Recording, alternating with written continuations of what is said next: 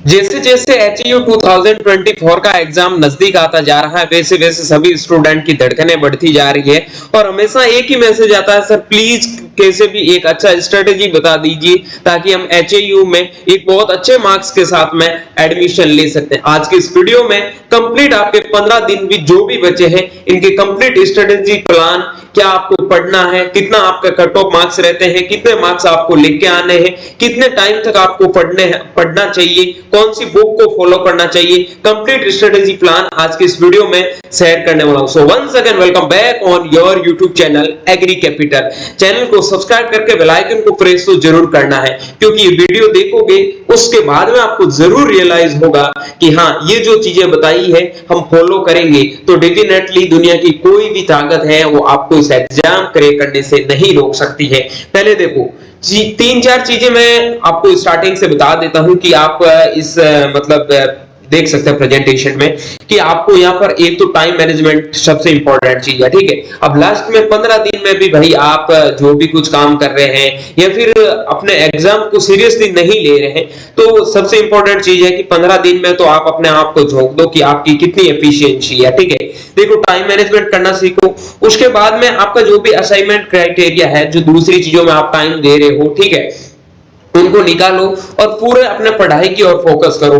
फिर उसके बाद में आपका जो भी आंसरिंग स्ट्रेटेजी है, आपका माइंड मैप जो भी बनता है वो आगे मैं बताऊंगा कि आपको कैसा माइंड मैप बनाना चाहिए, ठीक है। उसके बाद में आपका जो भी एग्जाम पैटर्न में चेंज, मतलब खुद के अंदर चेंज करो कि एग्जाम पैटर्न में क्या चेंज है और अपने हमारे अंदर क्या चेंज करना है, ठीक है। उसके बाद में देखो आपको कितनी कट ऑफ जाती है उसके ऊपर ध्यान रख के अपने प्रिपरेशन को करना चाहिए। फिर plan do act study, plan बनाओ और उसके बाद में स्टडी करो। एक तीन चीज हमेशा ध्यान रखना कि आप किसी भी चीज का प्लान बनाते हो और उसका प्रिपरेशन करते हो, देन उसके बाद में जो परफॉर्म करते हो वही हमेशा एक सक्सेस की कहानी होती है। चलिए इसी सक्सेस की कहानी को आगे बढ़ाते हैं। Let's start. सबसे पहले qualities A HAU aspirant should have. देखो पहली चीज तो ये क्लियर कर देता हूं, जितने भी जो चाहे CUET का भी एग्जाम क्यों ना हो, चाहे किसी भी स्टेट का क्यों ना एग्जाम हो, HAU से डिफिकल्ट एग्रीकल्चर में मतलब UG लेवल पे कोई भी एग्जाम नहीं है, ठीक है। क्यों डिफिकल्ट है? क्योंकि इसका कट ऑफ सबसे ज्यादा जाता है। पेपर लेवल बहुत इजी आता है, मतलब नॉर्मल पेपर आता है, ठीक है। इजी मान सकते हैं कि उसमें ना तो आपका एसएसएल रीजन के क्वेश्चन रहते हैं, ना आपका मैचिंग वाले क्वेश्चन रहते हैं, ठीक है। बहुत मतलब वन लाइनर क्वेश्चन पूछे जाते हैं, लेकिन दिक्कत यह है कि इस एग्जाम का कट ऑफ लगभग आपका 80% तक कट ऑफ जाता है। तो 80% कट ऑफ कॉम्पिटिटिव एग्जाम में लाना बहुत मुश्किल चीज होती है, ठीक है। नीट वो अलग बात है, क्योंकि वहां रात दिन 3-3 4-4 साल से लोग तैयारी करते हैं। HAU में वो बच्चे आते हैं जो तो या तो एग्रीकल्चर बैकग्राउंड से होते हैं या फिर उनका मतलब एग्रीकल्चर में जाने का इंटरेस्ट होता है, ठीक है, लेकिन वो इतने एक्सपर्ट नहीं होते जितने वो नीट वाले जेई वाले बच्चे होते हैं। लेकिन काफी बच्चे होते हैं जो बहुत अच्छा रैंक निकालते हैं। अगर ये वीडियो आप देख रहे हो और अगर इस जो भी चीजें बता रहा हूं 20 मिनट का शायद वीडियो बनेगा, इसमें जो स्ट्रेटेजी प्लान आपको बताऊंगा फॉलो करोगे ना, कोई दुनिया की ताकत नहीं है कि इस एग्जाम को क्रैक करने से आपको कोई रोके। अब देखो HAU के एस्पिरेंट हो तो क्वालिटीज तो आपके पास में 7 जो क्वालिटी बता रहा हूं वो हमेशा आपके अलग होनी चाहिए। First, have a positive attitude. कभी भी ऐसा दिमाग में नहीं सोचना है मेरा सिलेक्शन नहीं होगा। हमेशा ये ध्यान रखना चाहिए 320 सीटें है ना, तो एक सीट पे सिलेक्शन तो मेरा 100% होगा, ठीक है। Focus on and result. अभी क्या हो रहा है, कितने मार्क्स आ रहे हैं, डजंट मैटर। जब फाइनल रिजल्ट आएगा वो ही रिजल्ट आपका मैटर करेगा, ठीक है। पंक्चुअलिटी और रेगुलरिटी इज की ऑफ सक्सेस। यू नो कि जितना आप रेगुलर पढ़ोगे, ठीक है, जितनी आपकी पंक्चुअलिटी होगी अपने काम के प्रति कि मुझे सुबह 5 बजे उठकर ये सब्जेक्ट पढ़ना है, 9 बजे तक पढ़ना तो पढ़ना ही है, ये होती है आपकी रेगुलरिटी। और 15 दिन तक डेफिनेटली लास्ट में टाइम टेबल भी बता दूंगा कि किस हिसाब से पढ़ना चाहिए, ठीक है। देखो भाई जो भी है ना HAU की तैयारी कर रहे हैं उन बच्चों के इतने मैसेज वगैरह आने लग गए थे, बहुत ज्यादा प्रॉब्लम में चल रहे हैं कि सर ना तो कोई YouTube पे ऐसी हमें अच्छी से चीजें मिल रही, ना हमें कुछ गाइडेंस मिल रहा है। तो प्लीज प्लीज कुछ हमें बता दीजिए, ठीक है। और मेरे खुद के एग्जाम चल रहे हैं, इनके बीच में मैंने कैसे टाइम निकाला है आपके लिए तुम खुद सोच सकते हो। और ये प्रेजेंटेशन देखोगे ना तब लगेगा कि इस प्रेजेंटेशन को बनाने में मेरे को कम से कम 2 घंटे लग गए। अब 3 घंटे मैंने एग्जाम के बीच में आपके लिए निकाला है, तो डेफिनेटली यार थोड़ा तो सोच सकते हो कि मैंने भी तुम्हारे लिए पॉजिटिव सोचा है। और मैं नहीं चाहता कि तुम एक भी मतलब मिस गाइडेंस की वजह से इस एग्जाम को करेक्ट ना कर पाओ, ठीक है। जो भी दोस्त देख रहे हैं प्लीज आपसे रिक्वेस्ट है कि इस वीडियो को यार शेयर जरूर कर देना, क्योंकि एचएयू में तुम चाहते हो ना कि एग्री कैपिटल को एक ब्रांड बनाना, तो डेफिनेटली इस वीडियो को शेयर करो, ठीक है। अवॉइड अवर सोशल मीडिया, जो भी सोशल मीडिया ऐप है एक बार के लिए छोड़ दो, ओनली यूट्यूब रखो, ठीक है। वही एग्री कैपिटल को फॉलो करो। उसके बाद में increase day by day study efficiency, आज 10 घंटे पढ़े, कल 12 घंटे पढ़ो, 13 घंटे पढ़ो, 24 घंटे से बाहर मत जाना, ठीक है। उसके बाद में इंप्रूव स्पीड एक्यूरेसी, अपनी स्पीड और जो भी एक्यूरेसी है उनको इंप्रूव करो। ऐसा नहीं है कि आप 3 घंटे के अंदर पहले तो 150 क्वेश्चन कर रहे हो, ये अभी 140 हुए, दिनों दिन कोशिश करो, आज 155 करना है, 160 करना है, ठीक है। और अपना स्पीड क्वेश्चन की एक्यूरेसी लेके आओ। ऐसे नहीं है 100 में से 50 क्वेश्चन सही हो रहे हैं, कभी 45 हो रहे हैं, कभी 40 ना, एक्यूरेसी रखो। अगर 100 अटेंड किए हैं तो पूरा मतलब कॉन्फिडेंस रखो कि 99 सही होंगे, ठीक है। हालांकि इसमें इतना ज्यादा आपका एकदम परफेक्ट एक्यूरेसी वाला बात है नहीं, क्योंकि इसमें नेगेटिव मार्किंग होता नहीं है, फिर भी एक एक्यूरेसी होता है करेक्ट आंसर के लिए। आइडेंटिफाई इंपॉर्टेंट टॉपिक्स, वो तुम नहीं जान सकते, मैं ही बताऊंगा, ठीक है। अब नाउ व्हाट टू डू, अब तुम्हें क्या करना है। With only 15 days left for the HAU SAR 2024 exam, it important to focus on preparation. The final days and important revise the entire syllabus once and solve the exam paper to find out your mistake and resolve them. Boost your confidence and be positive with your preparation to perform well in the exam. Positive रहो, हमेशा एक ही चीज बोलना, कभी भी चाहे कुछ भी बोले ना, कोई फर्क नहीं पड़ता। एक चीज ध्यान रखो, चाहे एक भी सीट है ना, उस सीट पे सिलेक्शन आपका होगा, ठीक है। ये पॉजिटिविटी माइंड में होनी चाहिए। जो भी क्वेश्चन हमेशा गलत कर रहे हो, जिस टॉपिक से क्वेश्चन गलत हो रहे हैं उनकी एक्यूरेसी को थोड़ा इंप्रूव करो। जो भी तुम गलतियां कर रहे हो डेली, कोई क्वेश्चन पढ़ने में गलती कर रहे हो, कहां पे गलती कर रहे हो, उनका थोड़ा इंप्रूव करो, ठीक है। और जो भी टाइम तुम्हारे पास में बचा है ना, उस टाइम का यूटिलाइज करना तुम सीख गए ना, तो आराम से सिलेक्शन ले लोगे, ठीक है। अब एग्जाम पैटर्न के बारे में चर्चा कर लेता हूं कि आपका एग्जाम का एक बार पेन ले लेता हूं, साथ में थोड़ा थोड़ा लिखना भी पड़ेगा, ठीक है। लिख लिख के भी देख लेंगे यार, कि दिक्कत है। चलो अब ये देखो भाई, बात ये है कि एग्रीकल्चर, बायोलॉजी या मैथ, कौन सा भी तुम सब्जेक्ट ले रहा हो, कौन सा भी, चाहे या तो मतलब तुम्हारे पास में एग्रीकल्चर है या बायोलॉजी या मैथ है, कौन सा भी सब्जेक्ट है, 100 क्वेश्चन तो बड़े सो मिलेगा, ठीक है। 100 क्वेश्चन में 50 मार्क्स का है, मतलब आधे नंबर को एक क्वेश्चन है, ठीक है। अब आधे नंबर को एक क्वेश्चन है जिनमें नेगेटिव मार्किंग बिल्कुल भी ना है, तो ठोकना तो पूरा 100 का 100 है। अब इनमें सही कितना हुआ बात आने में चीज अबे भी बताई कि एक्यूरेसी ने दिनों दिन इंक्रीज करोगा तभी आ चीज पॉसिबल होगी, वरना तो पॉसिबल है को नहीं, ठीक है।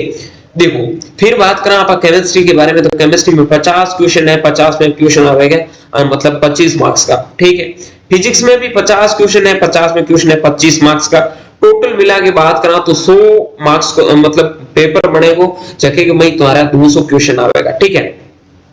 अब 3 घंटे में पेपर तुम्हें सोल्व करना है, 3 घंटे में पेपर सोल्व करना, तो स्पीड भी अच्छी खासी होनी चाहिए। लेकिन एचयू का जब पेपर देखते हैं ना, तो लगता है यार 30-30 सेकंड, 15-15 सेकंड वाले कुछ तो क्वेश्चन है। अब मैं टॉपिक के बारे में कुछ डिस्कशन कर लेता हूं, ठीक है।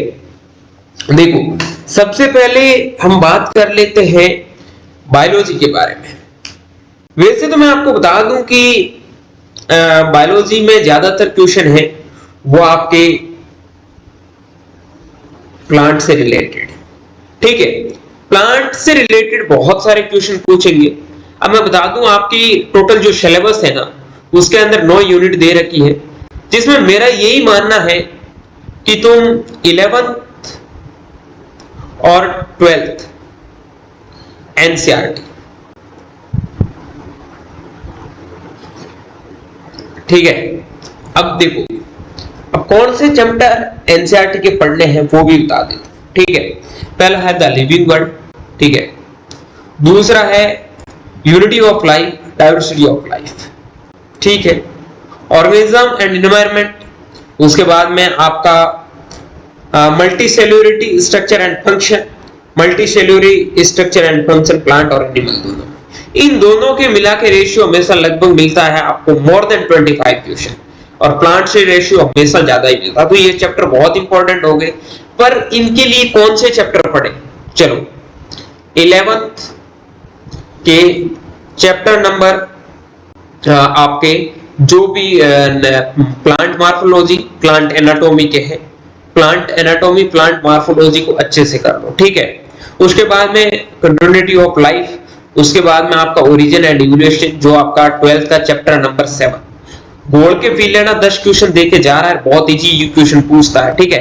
एप्लीकेशन ऑफ बायोलॉजी, ज्यादातर आप बायोटेक्नोलॉजी का पार्ट है वो वहां पे यहाँ पे कवर करना है, ठीक है। या एनवायरनमेंट से आपको 12th के जो भी चैप्टर दे रखे हैं वहां से पढ़ो, और जो भी यहाँ पे मतलब ये इंसेंट इवेंट वगैरह होते हैं ना, उनकी जो डेट वगैरह है, कौन सा इवेंट कब हुआ था, ठीक है, तो ये चीजें अच्छे से रट लो। उसके बाद में पिरामिड है तो उनको थोड़ा अच्छे से देखो। तो बायोलॉजी तुम्हारा 12th का यहाँ पर जो भी यूनिट है लास्ट का 12th का यूनिट नंबर 5, ठीक है, वो अच्छे से कवर करो। उसके बाद में आपको यहाँ पे बता देता हूँ, यहाँ पे आपको 11th का चैप्टर नंबर 1 to 5, और यहाँ पे आपका चैप्टर नंबर 12th की बात करूं, ये तो है आपका 11th का, ठीक है। और यहाँ पर आपका chapter number 1 to chapter number 4, 1 to 4, ये चैप्टर नंबर बात कर लेता हूं मैं 12th का। लेकिन 12th में वो ह्यूमन रिप्रोडक्शन से बहुत रेयरली क्वेश्चन पूछे जाते हैं, तो ज्यादा वहां सोचने की जरूरत नहीं है, ठीक है। वो बहुत कम क्वेश्चन पूछे जाते हैं। प्लांट रिप्रोडक्शन को 12th का चैप्टर नंबर 1st और 2nd, कहां गया यार, यहाँ पे 12th का चैप्टर नंबर 1st और 2nd। एक चीज बता देता हूँ, ओल्ड एनसीईआरटी को फॉलो करना, न्यू एनसीईआरटी मत पढ़ना, उसमें कुछ नहीं दे रखा, ठीक है। उसके बाद में 11th का chapter number 1st, chapter number 2nd और चैप्टर नंबर 3rd, तीनों बहुत इंपॉर्टेंट चैप्टर। तीसरे चैप्टर को तो घोट के पी लेना, जितना भी हो उनके एक एक कैरेक्टर को घोट के पी लेना, ठीक है। उसके बाद मैं आपको बता देता हूं कि ब्रायोफाइटा के कैरेक्टर, टेरिडोफाइटा के कैरेक्टर घोल के पी लो उनको तो। और फिर आपको जाना है आपके इवोल्यूशन वाले चैप्टर को अच्छे से पढ़ लेना है। अब डीएनए आरएनए वाला चैप्टर है, जेनेटिक्स वाला, वो बहुत अच्छे से कर लो, वहां आपको 10 से 12 क्वेश्चन मिल जाएंगे, ठीक है। उसके बाद में आपको डिजीज वाला चैप्टर ज्यादा ध्यान नहीं देना, लेकिन उसमें माइक्रोबायोलॉजी की जो चैप्टर है ना 12th की, वो इंपॉर्टेंट है। ये चीजें बता दी, ये सारी चीजें फॉलो करो। और चीज एक याद रखना कि बायोलॉजी के अंदर 100 क्वेश्चन आते हैं, 100 में से 90 प्लस तो सही करने ही है। कोशिश रखो 95 प्लस क्वेश्चन सही करने की, क्योंकि एक चीज बता देता हूं कि टोटल 200 क्वेश्चन होते हैं, ठीक है। और 200 में से अगर आप 180 क्वेश्चन करते हैं ना, या फिर 170 क्वेश्चन करते, 180 करते हो तो आपका 90 मार्क्स के समथिंग आते हैं। और 90 मार्क्स पे आपको पूरी उम्मीद रहेगी कि आपका एचएयू का हिसार वाला कैंपस मिल जाए, ठीक है। तो कोशिश करो कि 180 क्वेश्चन तो हमें करने ही है, और 180 क्वेश्चन करने के लिए 95 क्वेश्चन आपको किसके करने होंगे? बायोलॉजी के करने होंगे, ये चीज ध्यान रख लेना, ठीक है।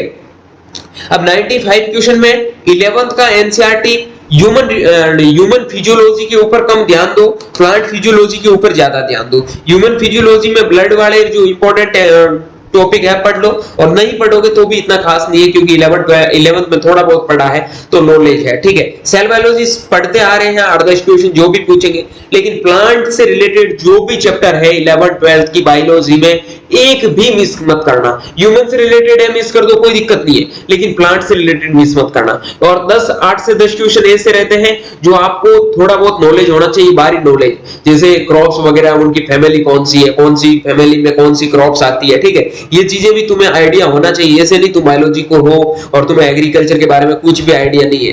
तो हो सके तो तुम भी थोड़ा नेमराज सुंडा को साथ में देखो, लेकिन उसमें ज्यादा टाइम मत दो, थोड़ा बहुत आपको आइडिया तो हो ही जाएगा यार, 11th का बायोलॉजी पढ़ा है तो।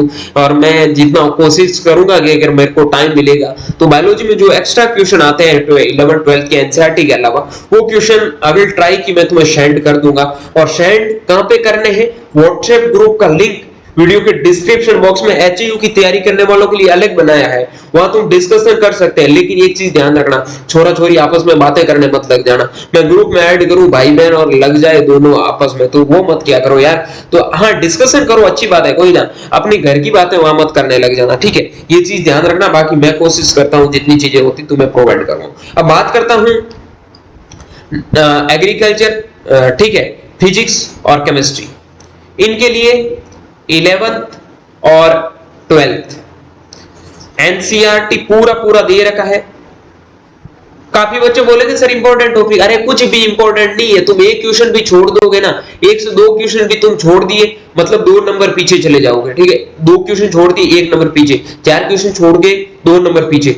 2 नंबर का एचयू में बहुत ज्यादा वैल्यू होती है, बहुत ज्यादा वेटेज होता है, ठीक है। एचयू में 2 नंबर के लिए मैं बता देता हूं कि ऐसे मैंने दोस्त देखे हैं, ठीक है, मेरे बहुत सारे दोस्त हैं जो बाद में उन्होंने आईसीआर में एडमिशन लिया था। एचयू हर किसी के एक दिल की जान है भाई, बहुत अच्छा यूनिवर्सिटी है। उनका 0.5 कितना होता है, पॉइंट एक क्वेश्चन की वजह से वो रह चुके हैं, तो समझ सकते हैं कि एचयू की क्या वैल्यू है, ठीक है। एग्रीकल्चर वालों को बता देता हूं, नेमराज सुंडा के अलावा कुछ भी पढ़ने की जरूरत नहीं है। अगर कोई सोच रहा है सिलेबस देखूं, तो भाई तुम पागल हो। नेमराज सुंडा की बुक आती है 350 रुपए के समथिंग। अभी भी गूगल पे सर्च कर लो, एक कॉम्पिटिटिव बुक फॉर एग्रीकल्चर नेमराज सुंडा, अभी भी परचेज कर लो।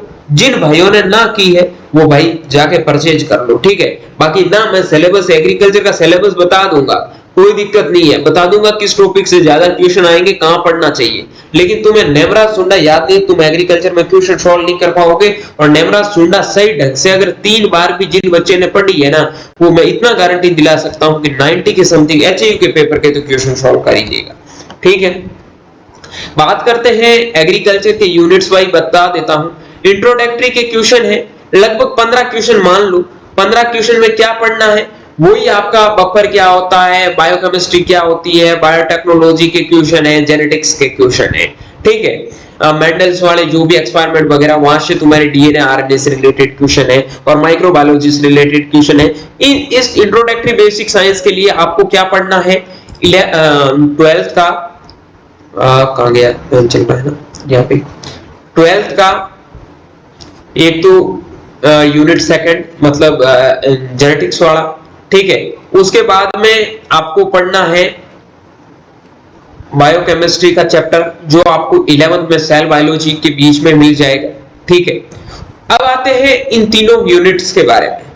इसके बारे में ज्यादा मत सोचो, 10 क्वेश्चन भी नहीं आते, मैंने ज्यादा ही बताए थे, 7 से 8 क्वेश्चन मिलते, बहुत इजी होते हैं, तो तुम कर सकते हैं। मतलब तुम नेमराज सुंडा के पीछे एक एग्रीकल्चर मार्केटिंग है, वहां पे थोड़ा बहुत कुछ दे रखा है, ठीक है, वो भी पढ़ लोगे, तुम्हारा काम हो जाएगा। बाकी मेजर ये है, लगभग 70 भी नहीं कह सकता हूं, 70 प्लस क्वेश्चन ये तुम्हारे 3 पार्ट लेके जाते हैं, life stock production, crop production, horticulture, इनको अच्छे से पढ़ो, ठीक है, ये चीज होगी।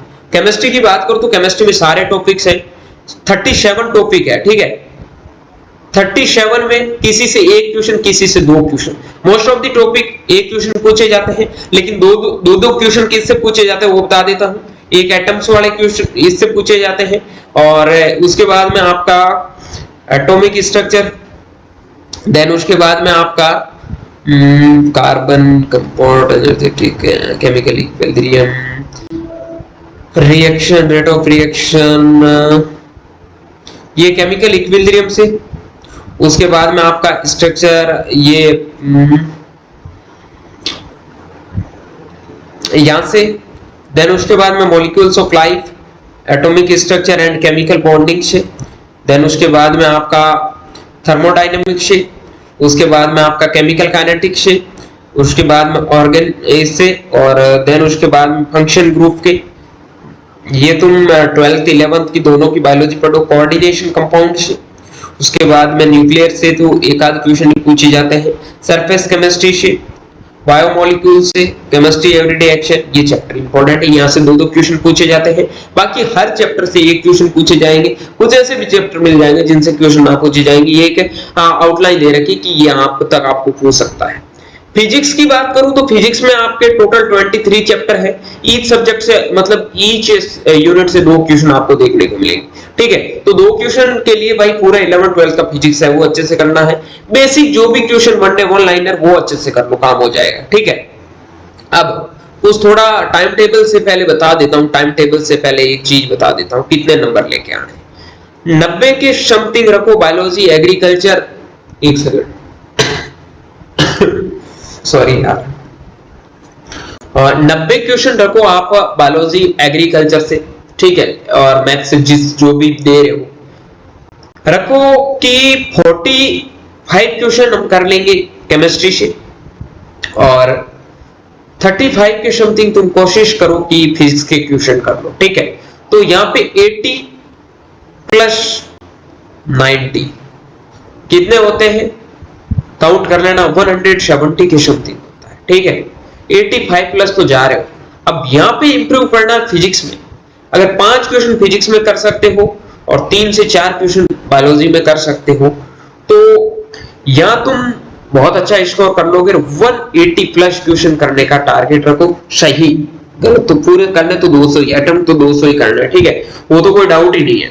180 का टारगेट रखोगे तो डेफिनेटली तुम 85 90 के समथिंग जाओगे। और बता देता हूं जो अर्बन एरिया के बच्चे हैं जिनको भी एचयू में एडमिशन चाहिए वो ध्यान रख लेना भाई, 85 प्लस तो आपके होने ही चाहिए। और जो रूरल के हैं, जनरल कैटेगरी की बात कर रहा हूं, 80 प्लस रखो तुम, एससी एसटी वाले 75 तक मान के चलो, ठीक है। 150 क्वेश्चन से नीचे एचयू में सिलेक्शन होने के बहुत कम चांस है, चाहे किसी भी कैटेगरी में हो, बहुत रेयरली चांस है। तो 150 क्वेश्चन तो सही करने ही पड़ेंगे, 140 150 तक तो, ठीक है, हर बच्चे को। और जिनको जो जनरल कैटेगरी से है कम 160 प्लस क्वेश्चन तो होने ही चाहिए भाई, सिलेक्शन अगर लेना है तो, ठीक है। थोड़ा बहुत कट ऑफ पेपर के लेवल के ऊपर भी वेरी कर सकता है। कभी कभार क्या होता है कि पेपर 8-10 क्वेश्चन बहुत ज्यादा डिफिकल्ट आते हैं तो आपके कट ऑफ है वो 5 नंबर थोड़ी नीचे चली जाती है, ये चीज ध्यान रखना, ठीक है। अब लास्ट 15 दिन में क्या टाइम टेबल होना चाहिए। दिन में टोटल घंटे कितने होते हैं, 24, ठीक है। सब्जेक्ट कितने हैं, 3। सबसे बड़ा सब्जेक्ट कौन सा है, मेजर सब्जेक्ट कौन सा है, बायोलॉजी या एग्रीकल्चर, ठीक है। 24 में से सोना कितने घंटे हैं, 7 घंटे, उससे ज्यादा ना सोइयो। 2 घंटे दूसरी चीजों के निकाल लो, जो भी तुम्हें कुछ करना है।